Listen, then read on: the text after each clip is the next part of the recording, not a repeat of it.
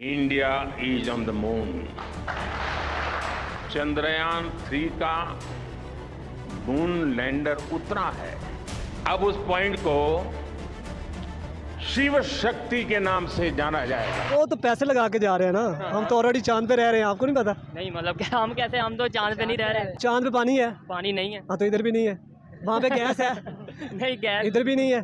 वहाँ पे बिजली है? नहीं। ये अभी देखे लाइट नहीं है इधर भी। सबसे पहले तो ये कि इंडिया को एक और अचीवमेंट मिली, यानी इंडिया को एक और रिकग्निशन मिली है। नासा जैसी स्पेस एजेंसी, उसका डायरेक्टर ये प्रोजेक्ट लेकर इंडिया में खुद जाता है। जो इंडियन जो स्पेस एजेंसी के साइंटिस्ट हैं उनसे मुलाकात के लिए जाता है। रिकग्नाइज कर लिया गया है उस ग्रुप की तरफ से, और उन्होंने कहा ठीक है, आपने ये जहां पर चंद्रयान 3 विक्रम की लैंडिंग हुई उस जगह को आपने शिव शक्ति नाम दिया, हम इसको जो है एक्सेप्ट कर रहे हैं, इसको रिकग्नाइज करते हैं, और अब पूरी दुनिया जो है इसको इसी तरीके से इस्तेमाल कर सकती है। पाकिस्तान के लिए कितना जरूरी है? मेरे ख्याल में कोई ज़रूरी नहीं है, जस्ट ये हुक्मरानों के लिए ज़रूरी है। उन्होंने अपनी अयाशियों के लिए, अपनी वो सहूलतों के लिए, अपनी अजारादारी के लिए किया हुआ है।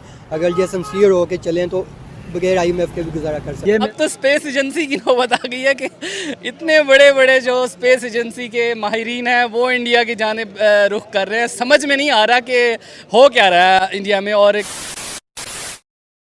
नमस्कार दोस्तों, जय हिंद। जैसा कि आपने वीडियो देखा, पूरी दुनिया ने शिव शक्ति को अपना लिया है और ये भारत के लिए बहुत बड़ी बात है। शिव शक्ति यानी जहां हमारा चंद्रयान 3 लैंड किया था, उस जगह को भारत के प्रधानमंत्री मोदी जी ने दिया था। आज पूरी दुनिया चांद के उस एरिया को शिव शक्ति के नाम से जानेगी। 19 मार्च को IAU ने इस नाम को मंजूरी दे दी थी। चंद्रयान 3 को श्री हरिकोटा से 14 जुलाई को लॉन्च किया गया था। विक्रम लैंडर ने 23 अगस्त को शाम 6:04 पर चंद्रमा पर लैंडिंग की थी। इसके 3 दिन बाद PM मोदी वैज्ञानिकों से मिलने ISRO टेलीमेट्रिक training and command network पहुंचे थे। आइए देखते हैं पूरी वीडियो को। सबसे पहले तो ये कि इंडिया को एक और अचीवमेंट मिली, यानी इंडिया को एक और रिकग्निशन मिली है, और वर्ल्ड की तरफ से, दुनिया की तरफ से जो है रिकग्नाइज किया गया है इंडिया का एक काम। क्या आप समझ रहे हैं कि मैं आपको ये कह रही हूँ कि इंडिया की साउथ पोल मून लैंडिंग को रिकग्नाइज किया गया, तो वो तो पहले ही रिकग्नाइज किया जा चुका है। लेकिन अब हुआ यूं है कि अगस्त 26 अगस्त को भारतीय वजीर आजम नरेंद्र मोदी साहब की तरफ से जो मून लैंडिंग साइट है, ठीक है जी, विक्रम मून लैंडिंग साइट, उस जगह को, मून लैंडिंग साइट को नाम दिया भारतीय वजीर आजम ने, उसका नाम रखा शिव शक्ति। तो देखिए, बात यह है कि कोई कंट्री अगर पहली मर्तबा साउथ पोल पर पहुंचा है तो उसको ये पूरा हक हासिल है कि वो वहां पर अपनी मर्जी से उस जगह का कोई नाम रख सके। ये याद रखिएगा कि स्पेस में जितने भी कोई मिशंस जाते हैं, इसके अलावा नया कोई स्टार डिस्कवर होता है, कोई प्लैनेट डिस्कवर किया जाता है, जो भी, तो उसको जो स्पेस के हवाले से प्लैनेटरी ग्रुप है वो उसको कोई नाम दे देता है, उसका नाम रख देता है। और वो नाम इसलिए रखा जाता है ताकि जो साइंटिस्ट उसके ऊपर काम कर रहे हैं और लोगों को जो इंसानियत है उसको बता रहे हैं उस नए प्लैनेट के बारे में, तो वो वाला नाम लेकर बता रहे हैं ताकि उसको रिकग्नाइज करने में, पहचानने में आसानी हो। तो इसी तरीके से क्योंकि इंडिया साउथ पोल पर पहली मर्तबा गया, उसको पूरा हक हासिल था कि अगर वो चाहे तो वहां पर कोई नाम रख सकता है, तो उसने उस जगह का नाम, उनके वजीर आजम ने जो मुंतखब किया वो था शिव शक्ति। अब शिव शक्ति जो ये वाइब्रेशंस, एनर्जी को कहा जाता है, और आप जानते हैं कि शिवा और शिव की जो शक्ति है वो कैसी शक्ति होगी, ताकत।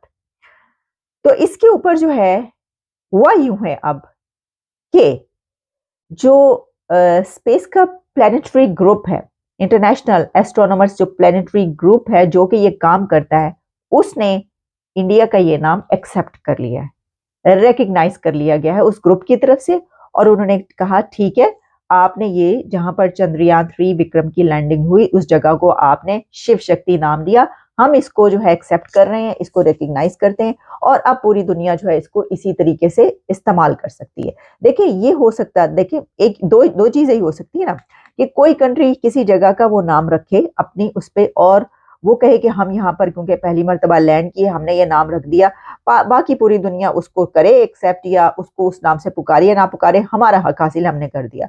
तो फिर वो जो प्लैनेटरी ग्रुप है वो ना भी ले उस नाम को और कहे कि हाँ ठीक है, आपकी मर्जी है, आपने रख दिया, लेकिन हम इसको ये नहीं समझते, हम कुछ और। लेकिन ऐसा क्या हुआ है अब आजकल? आपने कभी ऐसा देखा है अब कि इंडिया की तरफ से कुछ कहा जाए और उसको दुनिया की तरफ से रिकग्नाइज ना किया जाए, एक्सेप्ट ना किया जाए, कबूल ना किया जाए? ऐसे तो हालात नहीं है जी। तो क्यों उदास फिरते हो सर्दियों की शामों में? इस तरह तो होता है इस तरह के कामों में। ये हम कह रहे हैं उन कंट्रीज को जो कि ये तैयार ही नहीं है मानने पे कि इंडिया जो है वो मून पर लैंडिंग कर चुका है, जिसमें कि पाकिस्तान भी मौजूद है। आप गर्मियों की उदास शामों में उदास फिरने का कोई फायदा नहीं। इसकी वजह ये कि ये काम हो चुका है। तो अब क्या पाकिस्तान भी इसको मान लेगा कि हाँ, इंडिया ने जिस जगह पर उसने साउथ पोल पर पहली मरतबा पहला कंट्री वहां पर लैंड किया, उनके वजीर आजम नरेंद्र मोदी साहब ने उसका नाम शिव शक्ति रखा और दुनिया का जो स्पेस का प्लेनेटरी ग्रुप है उसने उसको एक्सेप्ट कर लिया, रिकग्नाइज कर लिया, एक और अचीवमेंट उनको मिल गई है। ब्रॉडकास्टिंग होनी चाहिए और उसकी मैं वजह भी एक्सप्लेन ये कर देता हूँ कि देखें, अगर हम कुछ नहीं कर पा रहे तो इसका ये मतलब नहीं है कि हम सबको, एक चीज़ है ना कि जब आप भर रहे होते हो तो दूसरे की टांग खींचो, वो नहीं करनी चाहिए आपको, ठीक है? आपको उसे देख के मोटिवेट होना चाहिए। बिल्कुल, बहुत कामयाबी से बहुत उम्मीद है कि वो लैंड करेगा मून के ऊपर, इंडिया का मिशन मून कंप्लीट होगा।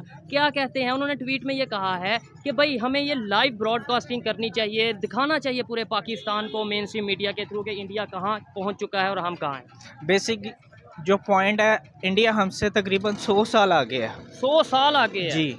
उसकी वीक जो मेन बुनियाद ये है, वो अपने जो तालीम है उसको वो सपोर्ट करते हैं। पाकिस्तान में क्या सपोर्ट है?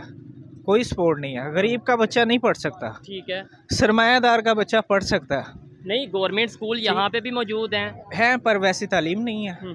या है या वैसी सहूलतें हमें दी गई हैं, कभी नहीं दी। जो इंडिया के अंदर, आप उनकी इंग्लिश उठा के देख लें, ठीक हो गया। जो वहाँ पे जो निचले तबके के लोग हैं वो कितनी हाई इंग्लिश बोलते हैं। पाकिस्तान में मैं बेसिक ये जानता हूँ, उर्दू भी नहीं हम सही बोलते। ऐसे ही है, हालांकि उर्दू हमारी कौमी जुबान है, ठीक है। उसकी वजह ये है हमें तालीम की बहुत कमी है, फिर दीन की भी कमी है, ठीक है।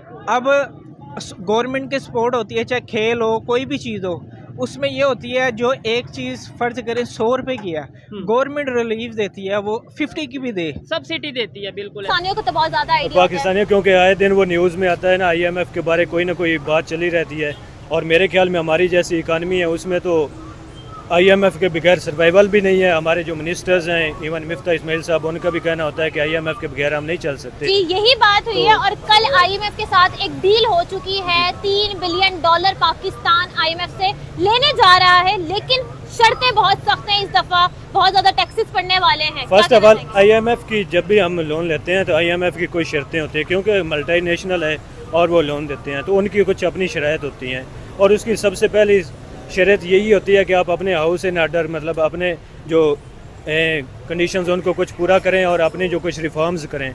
और हमारा मसला ये है कि 1990 से ऑनवर्ड जो है हम रिफॉर्म्स नहीं करते हैं। बेसिकली हमने 1992 में बेनज़ीर के दौर में भी जो है IMF से लोन लिया और उसका बेसिकली मतलब ये था कि हमने स्ट्रक्चरल रिफॉर्म्स करनी है। हमने स्ट्रक्चरल रिफॉर्म्स नहीं की और वो हमने खा लिए पैसे।